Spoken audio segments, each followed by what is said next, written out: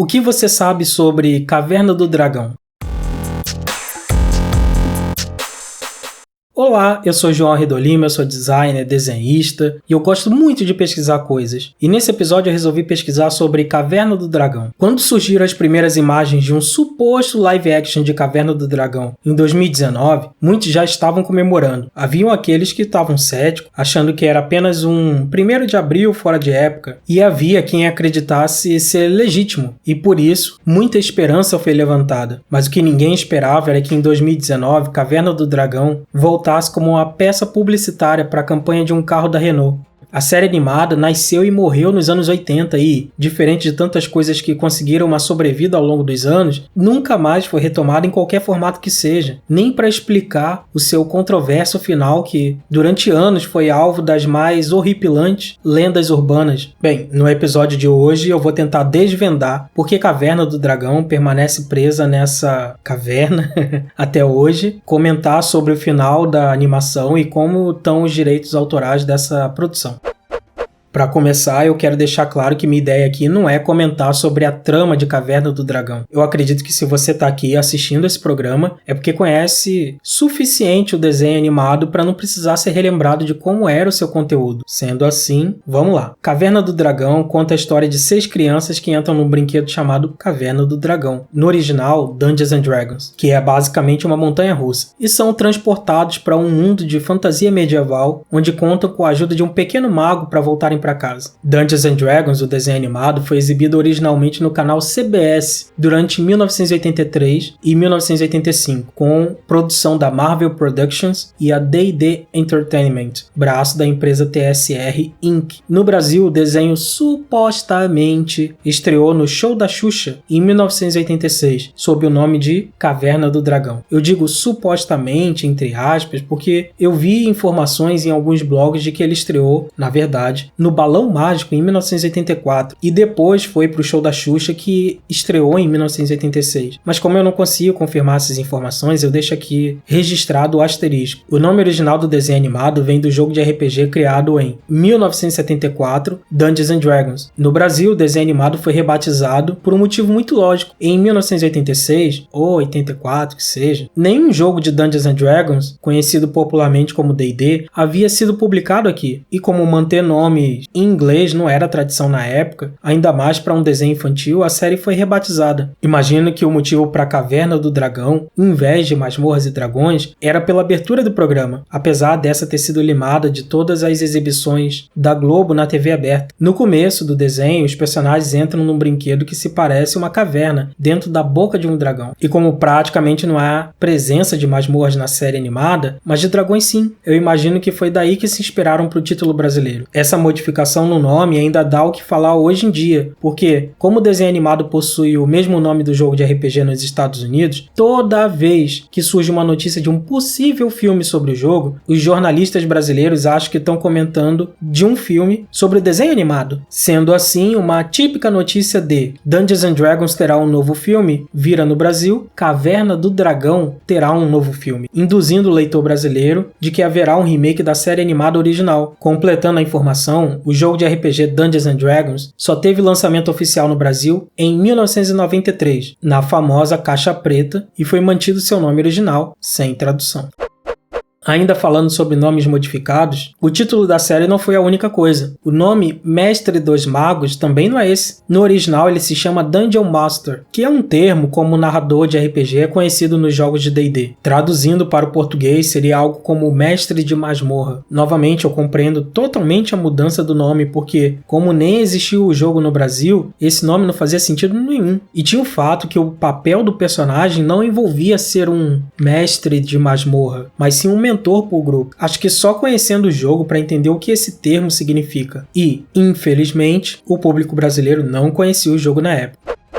Beleza, agora vamos falar sobre o começo dessa história. O escritor Mark Evany, que é acreditado como desenvolvedor da série, além de ter sido roteirista dos 2 primeiros episódios, explica um pouco como foi esse processo. Aliás, Mark é muito crítico quanto aos seus créditos no seriado. Muitas vezes é atribuído a ele o mérito de ser um dos criadores. No entanto, ele comenta um pouco melhor como foi o seu envolvimento com o programa. O seriado da Marvel era chamado de Swords and Sorcery, ou algo do tipo. Ele havia sido criado por um escritor-produtor inteligente chamado Dennis Marks, que foi um pouco inspirado pelo popular jogo Dungeons & Dragons, embora sem a permissão oficial dessa empresa. No ano seguinte, a Marvel entrou em contato com o pessoal que possuía Dungeons & Dragons, e Dennis reconsiderou que a sua ideia tivesse esse título. A emissora americana CBS escolheu esse como um projeto em potencial, e a equipe da Marvel produziu mais roteiros, mais esboços, mais obras de arte, na esperança de vendê-lo. Eu vou fazer uma intervenção aqui na fala do Mark. Ele deixa claro que a ideia de uma série animada medieval inspirada por Dungeons & Dragons, o jogo, já estava sendo desenvolvida pela Marvel para ser vendida às emissoras de TV, no caso a CBS. Isso vai ser muito importante para você entender por que não há quase nenhum produto de Caverna do Dragão no mundo e por que é pouco provável que filmes e séries novas surjam. Mas vamos seguir com o Mark, que ele ainda tem coisa interessante para contar. Dennis tinha feito um trabalho muito bom no programa, mas, como às vezes acontece quando algo está por aí por muito tempo, no processo de desenvolvimento, à medida que o formato está sendo elaborado, os personagens são adicionados, excluídos ou definidos, você geralmente se perde na 93ª revisão. O pessoal da CBS achava que Dungeons & Dragons estava quase lá, como uma série, mas que precisava do trabalho de uma mente fresca. Eu tenho uma mente extremamente fresca que acompanha a minha boca fresca. Em um certo momento, a CBS deu 48 horas para a equipe que trabalhava no desenho animado apresentar sua ideia final para o programa, onde eles dariam o aval se iam ou não comprar o produto. Mark Evany, que havia entrado na equipe para ter esse olhar fresco, fez suas modificações em cima das ideias originais do Dennis, que haviam sido modificadas diversas vezes já. Ele simplificou a trama, cortou personagens e reajustou o programa. A equipe de desenvolvimento concordou, principalmente porque não havia mais tempo para discutir e, felizmente, a CBS comprou o programa.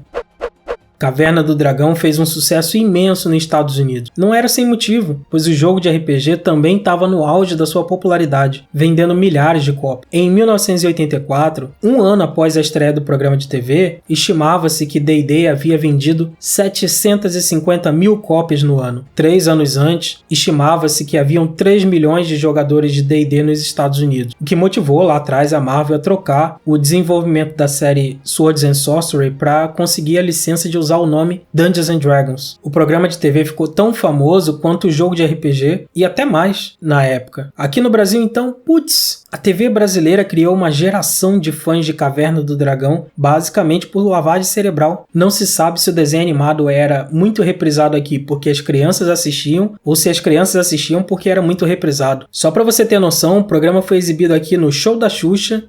Se essa história do balão mágico for verdadeira mesmo, ainda tem que acrescentar esse, tá? Voltando. Ele foi exibido no Show da Xuxa, que durou de 1986 a 1992. Depois a série foi pro programa da TV Colosso, que durou de 1993 até 1997. Em seguida ela migrou pro programa Angel Mix, que foi de 1996 até 2000, para ser seguido por Bambu Luar com Angélica, que foi de 2000 a 2001. Depois disso, a TV Globinho, que era dentro da Bambu Luar e depois virou um programa próprio, dentro do período de 2002. Oficialmente a TV Globinho estreou em 2000, mas como programa solo foi só em 2002, até 2015, e a TV Globinho exibiu nos seus primeiros anos Caverna do Dragão. Em 2013, a Gloob, canal infantil da TV paga da Globo, anunciou que voltaria a transmitir Caverna do Dragão. Você entende que a Globo nunca deixou Caverna do Dragão morrer no Brasil? Era tipo Chaves no SBT, que era sempre transmitido, algo que não aconteceu nos Estados Unidos. Depois do fim da série lá fora, ela basicamente estava morta e enterrada como outras séries animadas dos anos 80 e 90. E um dos motivos para a série estar tão morta e enterrada é o dos direitos autorais. Agora vale a gente relembrar aquele lance lá da Marvel já tá desenvolvendo uma série medieval antes de botar Dungeons & Dragons na jogada. Quando o D&D entrou, o programa já estava sendo desenvolvido. Os personagens já existiam. Eles já haviam sido desenvolvidos pela Marvel. Ou seja, os direitos do Hank, Diana, Bob, Sheila, Eric, Presto, Uni, Mestre dos Magos, Vingador, tudo isso aí, são da Marvel, pois ela quem criou os personagens, mas o direito do nome Dungeons & Dragons era da TSR, e em 1983 a TSR havia se desmembrado em 4 braços diferentes, sendo uma delas a TSR Entertainment, que viraria depois a D&D Entertainment, empresa essa que conseguiu licenciar o nome para o desenho que estava sendo desenvolvido pela Marvel. Com isso, o desenho animado de Dungeons & Dragons começou de uma maneira meio invertida de produção. Normalmente os desenhos animados começam com um brinquedo já pronto, ou seja, uma vontade da indústria de vender boneco. Daí eles criam os conceitos dos bonecos e em seguida vão produzir um desenho para ajudar nas vendas dos brinquedos. Há um documentário maravilhoso chamado The Toys That Made Us no Netflix que mostra muito a história de diversas dessas franquias, como Tartarugas Ninja, He-Man, onde esse processo é explicado direitinho. Mas Caverna do Dragão não. O jogo de RPG já existia, já haviam brinquedos baseados no jogo também. O desenho animado veio por último, num limbo de existência, porque ele não nasceu da ideia de vender brinquedos. Então ele não tinha uma linha desenvolvida. A LJN tinha um contrato com a TSR Hobbs, um dos braços da TSR original. A TSR Hobbs era uma divisão que cuidava do licenciamento dos brinquedos com a marca Dungeons & Dragons. Mas quando surgiu o desenho animado, um novo contrato para fazer os brinquedos da série seria necessário, algo que provavelmente a LJN não achou que valia a pena. Agora um comentário aqui meu, faz até sentido a LJN não querer fazer um novo contrato. Pensa que com o desenho animado na CBS e o envolvimento da Marvel, o valor do licenciamento deve ter subido para números absurdos. No entanto, a LJN tinha os direitos do nome Dungeons & Dragons. Ela podia lançar os brinquedos que ela quisesse e ainda usar o nome do desenho animado que estava muito famoso. Era promoção grátis para ela. As coisas ainda melhoraram para a LJN quando eles inseriram no desenho animado um personagem original do jogo de RPG, o Warduke. Personagem esse que ela já tinha brinquedo fabricado. Eu não consigo exatamente datar de quando ele é, mas essa ilustração aqui, com as estatísticas do jogo dele, mostra na assinatura do ilustrador e quadrinista Timothy Truman que pelo menos em 1982 ele já existia. Já no desenho animado, o Warduke apareceu em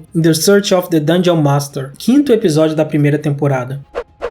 Após 2 bons anos, Caverna do Dragão começou a cair na audiência. Isso fez a emissora pensar em cancelar o programa. Sabendo disso, a CBS propôs fazer um episódio que encerraria o programa. Carl Giles, que era um produtor da série, pediu então a um dos principais roteiristas, o Michael Reeves, que escrevesse o final. Enquanto isso, Gary Gygax, co-criador do jogo de RPG Dungeons & Dragons, um dos sócios da TSR e comandante da divisão da D&D Entertainment, achou que dava para aproveitar esse fim para um novo começo. Ele disse que havia conversado com Judy Price, então vice-presidente da programação infantil da CBS, e Margaret Loesch, então presidente da Marvel, e ambas concordaram que ele poderia trabalhar numa espécie de reboot da série. Nas palavras do Gary Gygax, o resultado disso foi uma decisão de seguir em frente com o que eu havia proposto, uma nova versão um pouco mais madura do desenho animado. Depois de voltar para casa, as crianças seriam chamadas de volta. Bob e Uni, que virou um pônei em nosso mundo, ficariam, mas os outros voltariam, sem os itens mágicos, mas com habilidades próprias, para aumentar com a experiência das aventuras, é claro. Um script foi feito, 2 estavam em desenvolvimento, quando o caso da TSR explodiu. O caso da TSR que ele cita é a quase falência da empresa. Enquanto Gary tomava conta da parte dele na divisão de licenciamento da marca D&D, todo o resto da empresa estava se afundando em dívidas, sem ele saber. Quando essa bomba estourou em 1985, a empresa estava com $1,5 milhão em dívidas com o banco. Nessas condições, as ações da empresa acabaram sendo compradas pela gerente da TSR, Lorraine Williams. Mas todo esse período de descobrimento das dívidas, quase falência, compra das ações pela Lorraine, idas e vindas no tribunal com Gary tentando evitar que Lorraine Williams tomasse o controle da empresa, fez com que não houvesse timing ou sequer certeza que daria para continuar com as produções que estavam em andamento na época. Sendo assim, esse processo impactou o desenho animado, que já não vinha bem das pernas, e não poderia esperar o resultado do embananamento da TSR para ver se voltava ou não a produzir uma animação que já estava capengando na audiência. Com isso, o Michael Reeves, que havia acabado de escrever o roteiro do último episódio, também foi pego desprevenido. Subitamente, a CBS disse que não pagaria para que o episódio fosse produzido, e iria ficar só com os episódios que já foram produzidos até então, já que a TSR estava passando por momentos ruins. No entanto, o roteiro do Reeves, cujo episódio final se chamaria Hack, Tekken está disponível para leitura. Eu vou deixar o link dele aqui na descrição do vídeo, junto com uma outra grande surpresa. O brasileiro Reinaldo Rocha fez, de maneira independente, um quadrinho baseado nesse roteiro, e você pode ler de graça. Pessoalmente eu achei o resultado muito bom. A arte dele, apesar de bem pessoal, reflete bem o desenho da época e se encaixou super bem. Por fim, há uma animação de fã que usa trechos do desenho original e complementa com inserções modernas para adaptar o roteiro. No entanto, há uma mudancinha no final, mas nada muito chocante. O link para esse vídeo também está na descrição. Após a compra pela Williams, a TSR foi vendida para Wizard of the Coast e posteriormente para Hasbro. Ao que parece, o direito da animação e dos personagens é pertencente tanto a Hasbro quanto a Marvel, que foi comprada pela Disney. Pelo tamanho das duas empresas, você deve entender o quão difícil é acessar os direitos desse material. Não é sem motivo que quando a própria Wizard of the Coast comprou a TSR e começou a produzir os filmes, ela tentou fazer algo novo, sem qualquer ligação com o desenho animado, porque o nome já era dela, mas pegar os direitos dos personagens do desenho era mais um dinheiro a se pagar. E hoje as chances de Caverna do Dragão voltar de alguma forma são muito pequenas, infelizmente. Mas quem sabe, né? Vai que um dia alguém decida que vale a pena.